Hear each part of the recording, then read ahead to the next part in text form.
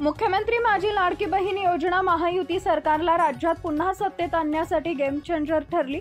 या योजनेअंतर्गत लाभार्थी महिलांना दरमहा 1500 रुपये दिले जातात। मुख्यमंत्री माझी लाडकी बहीण योजनेतील सर्व लाभार्थी महिलांना ई-केवायसी पूर्ण करावी लागणार आहे।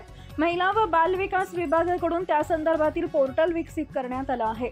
त्या पोर्टलवर ई-केवायसी करताना OTP बाबत तांत्रिक अडचणी महिलांना येत असल्याचं समोर आलं होतं।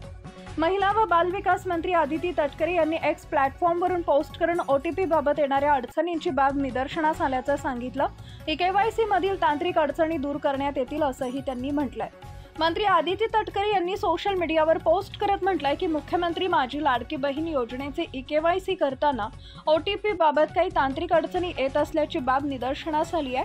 महिला व बाल विकास विभागाच्या वतीने याची गांभीर्याने दखल घेण्यात आली असून तज्ज्ञांच्या माध्यमातून याबाबत उपाययोजना करण्याचं काम प्रगतीपथावर आहे। लवकरच ही तांत्रिक अडचण दूर होऊन ई-केवायसी प्रक्रिया अधिक सुलभ व सुकर होण्याबाबत मी सर्व लाडक्या बहिणींना आश्वस्त करते असं आदिती तटकरेंनी म्हटलंय। मुख्यमंत्री माझी लाडकी बहीण योजनेच्या या सर्व लाभार्थी महिलांना ई-केवायसी करणं बंधनकारक करण्यात आलंय। या ई-केवायसी प्रक्रियेत या योजनेतील लाभार्थ्यांच्या सोबतच पती किंवा वडिलांची ई-केवायसी करणं बंधनकारक करण्यात आलंय। महिला लाभार्थी सोबतच त्या महिलेचे पती किंवा वडिलांचंही वार्षिक उत्पन्न शोधलं जाणार आहे। लाभार्थी महिलेचं जर लग्न झालं असेल तर पतीचं आणि लग्न झालेलं नसेल तर वडिलांचं उत्पन्न शोधलं जाणार आहे। नवनवीन बातम्या पाहण्यासाठी आजच विदर्भ दूत न्यूज चॅनलला सबस्क्राइब करा आणि बेल आयकॉनला सुद्धा क्लिक करा।